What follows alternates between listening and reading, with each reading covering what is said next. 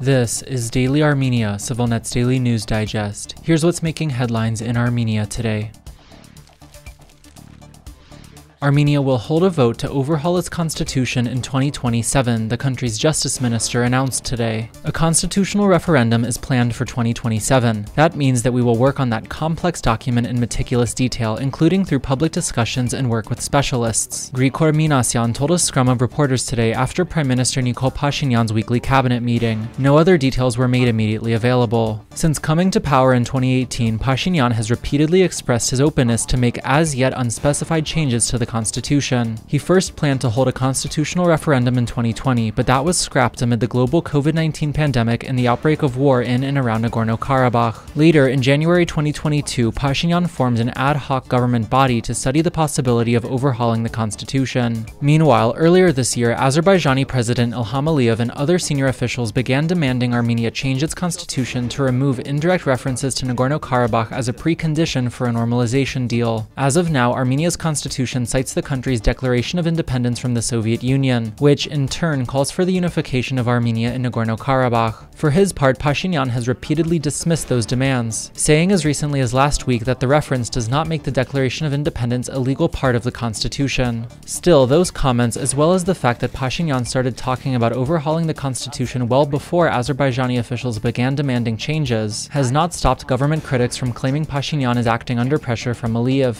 Under Armenian law, any changes to the constitution must be approved by a simple majority of votes in a countrywide referendum, with no fewer than 1/3 of all eligible voters casting ballots. Armenia last held a constitutional referendum in 2015, greenlighting changes that shifted the country's system of government from semi-presidential to parliamentary. In practice, that allowed former President Serge Sargsyan to keep power until his eventual ouster in a Pashinyan-led popular revolution in 2018.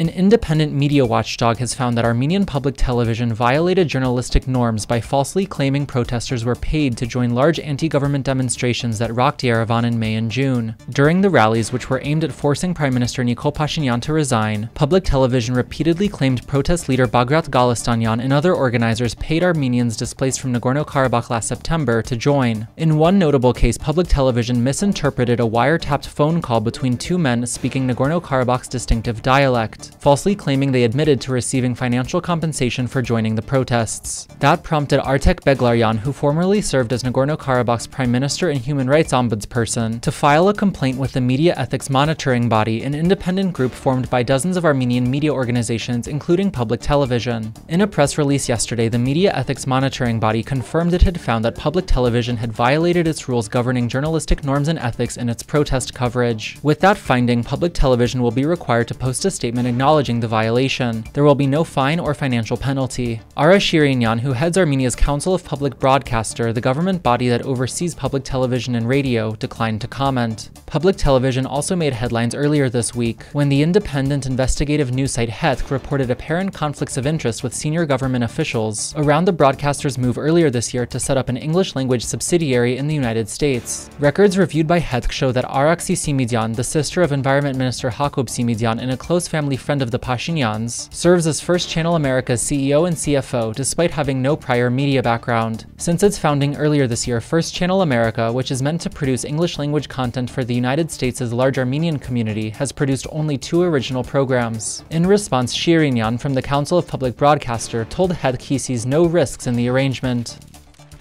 You can also check out our latest report from Armenia's border with Azerbaijan, where our team went earlier this month alongside observers from the European Union's monitoring mission to see their work on the ground firsthand. The full dispatch is up now on our website at civilnet.am or through the link in the video description below. And you can also take a look at our latest conversation about the upcoming US presidential elections with commentator and political consultant Eric Hakopian, who sat down with us this week to discuss why Armenian Americans are not as influential in US politics as they could be, and what to do about it. The full interview is up now on our website at civilnet.am or through the link in the video description below. And finally, the ΣիվiLNeթ number of the day is 3. That's the number of athletes on Team Armenia taking part in this year's Paralympic Summer Games in Paris, which formally began yesterday. They are powerlifter Greta Vartanyan, wheelchair racer Sumbat Karapetyan, and shot putter Sarkis Stepanyan.